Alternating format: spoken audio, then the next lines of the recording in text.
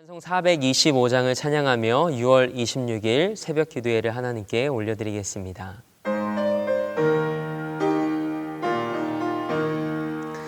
주님의 뜻을 이루소서.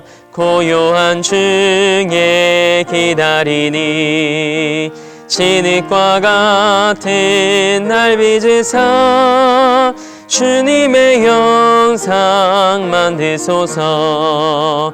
주님의 뜻을 이루소서. 주님 발 앞에 엎드리니 나의 맘속에 살피시사 눈보다 희게 하옵소서. 주님의 뜻을 이루소서. 병들어 몸이 피곤할 때 권능의 손을 내게 펴사 강건케 하여 주옵소서. 주님의 뜻을 이루소서. 온전히 나를 주장하사 주님과 함께 동행함을 만민이 알게 하옵소서. 아멘. 사도신경으로 우리의 신앙을 고백합니다. 나는 전능하신 아버지 하나님 천지의 창조주를 믿습니다. 나는 그의 유일하신 아들 우리 주 예수 그리스도를 믿습니다. 그는 성령으로 잉태되어 동정녀 마리에게서 나으시고 본디오 빌라도에게 고난을 받아 십자가에 못 박혀 죽으시고 장사된 지 사흘 만에 죽은 자 가운데서 다시 살아나셨으며 하늘에 오르시어 전능하신 아버지 하나님 우편에 앉아 계시다가 거기로부터 살아있는 자와 죽은 자를 심판하러 오십니다. 나는 성령을 믿으며 거룩한 공교회와 성도의 교제와 죄를 용서받는 것과 몸의 부활과 영생을 믿습니다. 아멘. 찬송 365장을 박수하며 한 장 더 찬양하시겠습니다.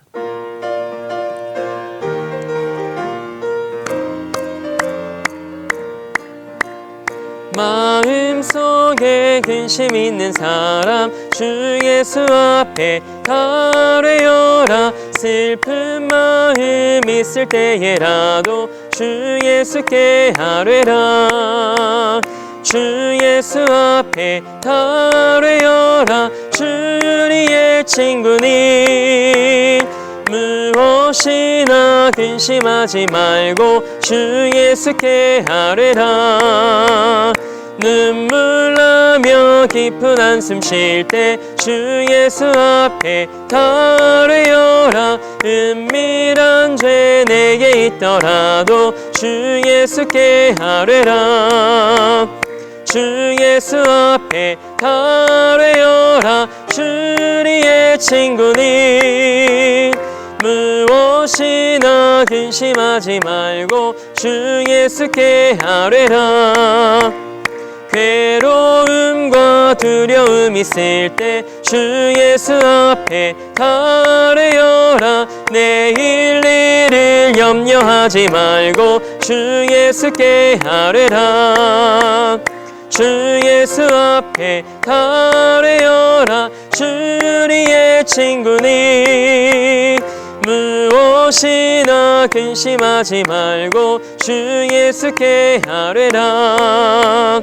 죽음 앞에 겁을 내는 자여 주 예수 앞에 달뢰어라. 하늘나라 바라보는 자여 주 예수께 아뢰라. 주 예수 앞에 달뢰어라. 주리의 친구니 무엇이나 근심하지 말고 주 예수께 아뢰라. 아멘. 오늘 우리에게 주신 하나님의 말씀은 출애굽기 28장 29절에서 30절 말씀입니다. 출애굽기 28장 29절에서 30절까지의 말씀입니다. 하나님의 말씀을 받겠습니다 고백한 후에 저와 여러분 한 목소리로 합독하겠습니다. 하나님의 말씀을 받겠습니다. 아론이 성소에 들어갈 때에는 이스라엘 아들들의 이름을 기록한 이 판결 흉패를 가슴에 붙여 여호와 앞에 영원한 기념을 삼을 것이니라. 너는 우림과 둠밈을 판결 흉패 안에 넣어 아론이 여호와 앞에 들어갈 때에 그의 가슴에 붙이게 하라. 아론은 여호와 앞에서 이스라엘 자손의 흉패를 항상 그의 가슴에 붙일지니라. 아멘. 하나님의 말씀으로 새로운 하루를 여는 우리 사랑하는 성도들에게 하나님의 뜻을 바르게 분별할 수 있는 은혜가 임하길 주님의 이름으로 축복합니다. 오늘은 판결 흉패에 담긴 의미라는 제목으로 하나님의 말씀을 함께 나누고자 합니다. 우리가 그리스도인으로서 이 땅을 살아가면서 가장 큰 관심을 두는 것 중에 하나가 바로 이것이라 생각합니다. 하나님의 뜻을 어떻게 분별하고 알 수 있을까 하는 것이죠. 그래서 삶의 힘겨움과 또 고단함에도 불구하고 깨어 기도하며 우리 삶을 향한 하나님의 뜻을 묻기 위해 오늘도 새벽에 깨어 이 자리 가운데 나오신 줄 믿습니다. 하나님의 뜻을 바로 알고 하나님의 뜻대로 산다면 우리의 삶은 하나님 안에서 날마다 복된 인생이 될 것입니다. 그렇다면 우리는 어떻게 하나님의 뜻을 알 수 있을까요? 오늘 본문 말씀을 통해 어떻게 하나님의 뜻을 분별하고 알 수 있을지에 대해 함께 살펴보기 원합니다. 우리가 함께 읽은 본문 말씀은 모세의 형 아론과 아론의 아들들이 제사장의 직분을 행하기 위해 입어야 할 제사장의 옷에 대한 말씀 중 일부입니다. 하나님의 말씀을 따라 제사장의 옷을 만드는 과정 중에 에봇에 다는 판결 흉패에 대한 내용입니다. 먼저 판결 흉패를 만드는 방법입니다. 판결 흉패는 대제사장이 직무를 수행할 때 에봇 위 가슴 부위에 다는 패입니다. 하나님께서는 출애굽기 28장 15절 말씀에서 판결 흉패를 만들 때 가장 먼저 에봇을 짜는 방법으로 만들라고 말씀하십니다. 그래서 에봇을 짜는 방법으로 금실과 청색, 자색, 홍색실과 가늘게 꼰 배실로 정교하게 짭니다. 그리고 가로와 세로가 한 뼘, 즉 22.5cm의 정사각형 모양이 두 겹으로 겹친 주머니처럼 만듭니다. 그리고 12지파의 이름이 새겨진 각양각색의 12개의 보석을 흉패에 붙입니다. 끝으로 판결 흉패 4곳에 금고리를 달아 위에 두 고리는 어깨 견대의 금태에서 금사슬로 매고 아래 두 고리는 에봇 띠에 있는 금고리에 청색 끈으로 묶습니다. 그럼 에봇의 가슴에 위치한 이 부분에 판결 흉패가 이렇게 달려서 붙어 있게 될 것입니다. 대제사장이 이 판결 흉패를 착용하고 하나님께 나아간다는 것은 하나님 앞에서 이스라엘 백성들을 대표한다라는 상징입니다. 하나님의 말씀을 따라 모세의 형 아론은 성소에 들어갈 때 판결 흉패 안에 우림과 둠밈을 넣고 들어가야 했습니다. 우림은 빛이라는 뜻이고 둠밈은 완전이라는 뜻입니다. 우림은 단순한 빛이 아니라 하나님이 비추어 주시는 계시로 인간을 진리로 인도하는 빛을 의미합니다. 둠밈 역시 불완전한 인간의 지혜를 초월하여 판결하시는 하나님의 완전하신 지혜를 말합니다. 우림과 둠밈이란 단어를 통해 알 수 있듯이 이스라엘을 빛 가운데로 완전한 길로 인도하시는 분이 하나님이심을 하나님은 우리에게 보여주십니다. 이처럼 우림과 둠밈은 이스라엘이 하나님의 뜻을 묻기 위해 사용한 도구였습니다. 우림과 둠밈의 모양이나 재료 등은 분명하지 않으나 대제사장이 판결의 흉패에 넣고 다닌 것으로 보아 돌이나 보석 혹은 금속으로 만들어진 일종의 주사위 모양으로 된 것으로 성서학자들은 추측합니다. 그리고 보통 하나님의 뜻을 예스나 노로 묻는 단순한 문제에 사용되었던 것으로 추론합니다.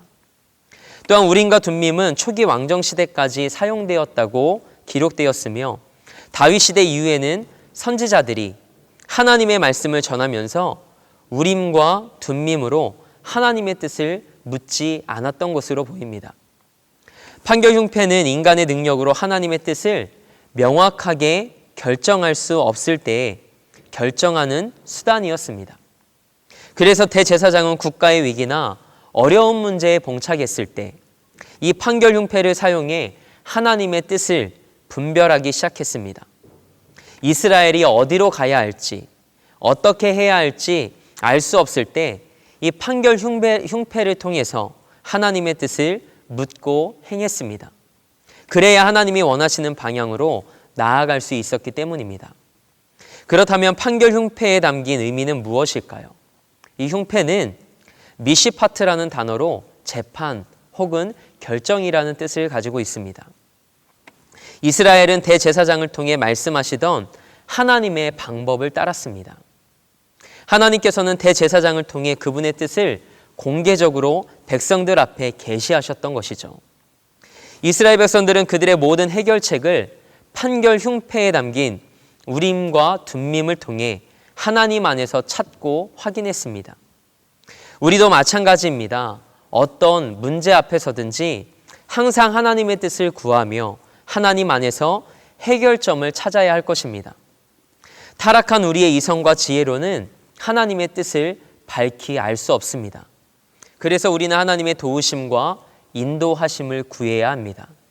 다음 두 성경 구절은 대제사장의 판결 흉패 안에 있는 우림으로 하나님께 묘략이나 예언을 받았음을 우리에게 알려줍니다. 민수기 27장 21절에 이렇게 기록되어 있습니다.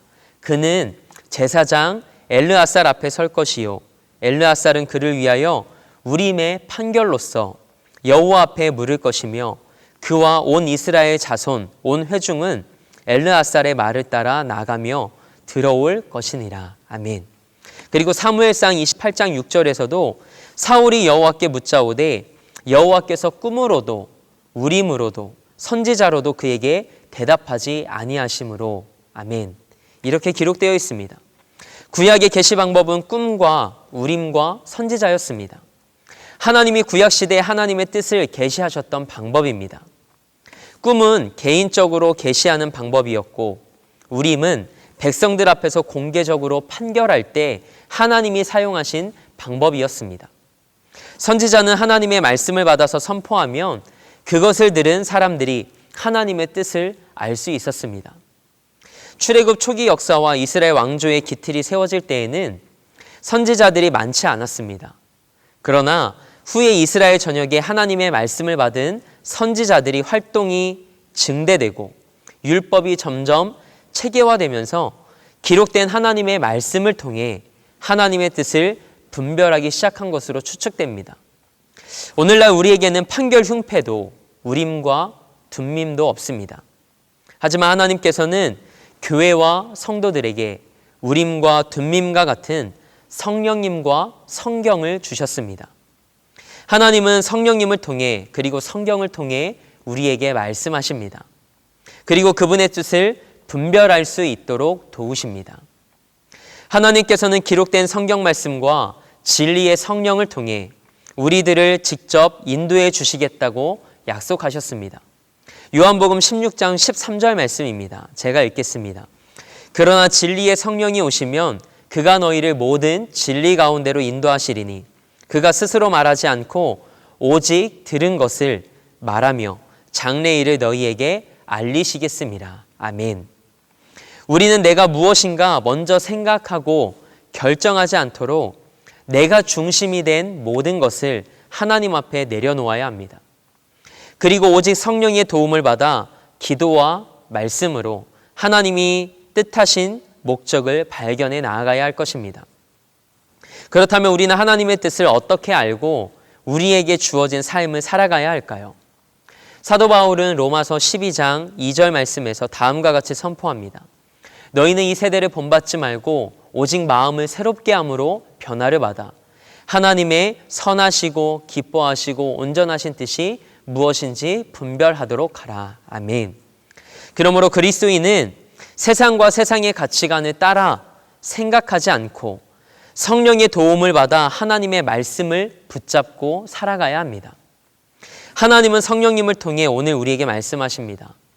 우리가 어떤 상황 속에서 다른 사람에게도 기도 부탁을 하겠지만 하나님은 그 누구보다도 나에게 가장 선명하게 말씀해 주시는 분이십니다. 그렇게 하나님의 음성에 귀 기울이고 성령의 인도하심을 받는 삶이 되길 주님의 이름으로 축복합니다. 며칠 전 자신의 내일에 대해 고민하는 청년 교사와의 만남을 가졌습니다. 무엇이 자신을 향한 하나님의 뜻인지 모르겠다는 고민이었습니다. 그래서 함께 고민하는 마음으로 기도하며 이렇게 이야기를 나누었습니다. 무엇이 하나님의 뜻인지 우리는 알 수 없지만 하나님과 깊은 사귐의 시간을 통해서 우리는 하나님의 뜻을 알 수 있게 될 거예요. 하나님은 오늘도 우리에게 말씀하시는 분이시잖아요. 하나님의 말씀을 읽고 기도하는 가운데 하나님의 인도하심과 기도의 응답을 경험하게 될 거예요. 그렇게 기도의 맛과 영적 희열을 경험하게 된다면 계속 기도할 수밖에 없는 삶을 살게 될 것이라는 말씀을 함께 나누었습니다. 하나님의 말씀이 기준이 되고 기도를 통해 성령의 인도하심을 받는다면 우리는 하나님의 선하시고 기뻐하시고 온전하신 뜻이 무엇인지 분별하며 하나님의 성실한 인도하심을 받는 삶을 살게 될 것입니다. 여러분과 저의 삶이 그런 삶이 되길 소망합니다. 우리 함께 기도하겠습니다. 하나님, 지금도 우리에게 말씀하시는 하나님을 신뢰합니다. 우리를 사랑하셔서 우리의 삶을 최선으로 이끄시는 하나님 앞에서 우리를 향한 하나님의 뜻을 분별하고 발견할 수 있길 원합니다. 말씀 안에서 하나님의 선하시고 기뻐하시고 온전하신 뜻이 무엇인지 분별하여 복된 삶을 살아가게 하옵소서. 하나님의 뜻을 묻고 행함으로 성령님의 인도하심을 경험하는 삶이 되게 하옵소서. 우리 대림교회를 기억해 주시길 원합니다. 2층 교육시설 리뉴얼을 통해 다음 세대가 다시금 하나님의 부흥을 경험케 하옵소서. 준비되는 모든 과정 가운데 하나님께서 친히 일하셔서 하나님의 뜻 안에서 아름답게 매듭지어지게 하소서. 담임 목사님 붙들어 주셔서 날마다 성령의 인도하심 속에 은혜의 도구로 쓰임받게 하옵소서.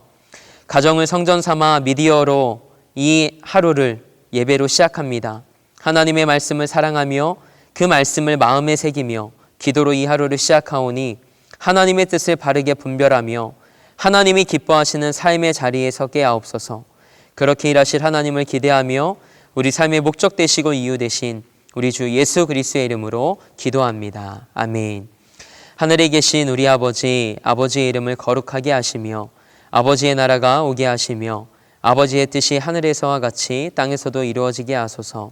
오늘 우리에게 일용할 양식을 주시고 우리가 우리에게 잘못한 사람을 용서하여 준 것 같이 우리 죄를 용서하여 주시고 우리를 시험에 빠지지 않게 하시고 악에서 구하소서. 나라와 권능과 영광이 영원히 아버지의 것입니다. 아멘.